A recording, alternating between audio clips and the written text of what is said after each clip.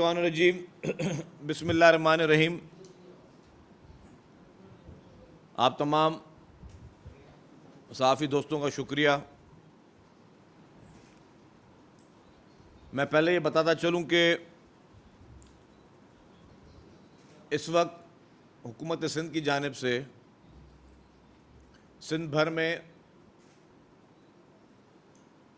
जो ट्रांसपोर्ट के mega projects हैं उस पर काम जारी है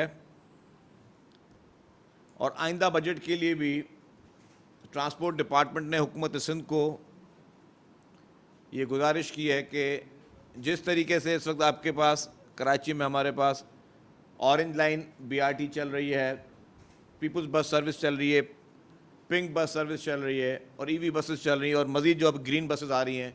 इसके बाद मज़ीद हमने नए साल के लिए 500 बसेस के लिए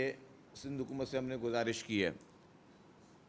और इसके अलावा आपको बता दूं कि रेड लाइन BRT और येलो लाइन BRT पे भी काम जारी है। वो 500 बसेस के लिए मंडे को कैबिनेट पे इजलास में वो एजेंडा पे रखा हुआ आइटम,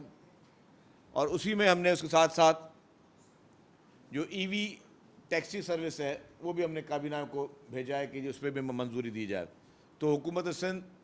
का मकसद ये है कि ट्रांसपोर्ट के जितने भी प्रोजेक्ट्स हैं जो पाकिस्तान भर में बाकी शहरों से पहले हम सिंध में शुरू कर रहे हैं, जैसे टैक्सी सर्विस या EV बस सर्विस, तो ये सिंध के लोगों को पाकिस्तान पीपल्स पार्टी की सिंध हुकूमत की जानिब से जो कोशिशें हैं कि ट्रांसपोर्ट के मसाइल हल हों, उसमें बहुत ज़्यादा बेहतरी आएगी सिंध के लोगों के लिए। ये जो हमने बसेस सर्विस मंगवा रहे हैं ये पूरे सिंध भर के लिए मंगवा रहे हैं और हमारा इसमें टारगेट ये है कि ट्रांसपोर्ट निज़ाम को मज़ीद बेहतर बनाया जाए। कल परसों भी मेरी मीटिंग हुई थी जिसमें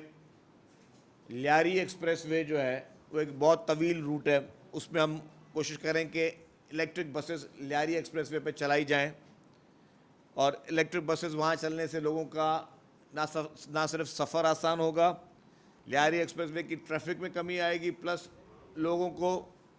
एक मुनासिब कीमत में वो सर्विस मुहैया हो सकेगी।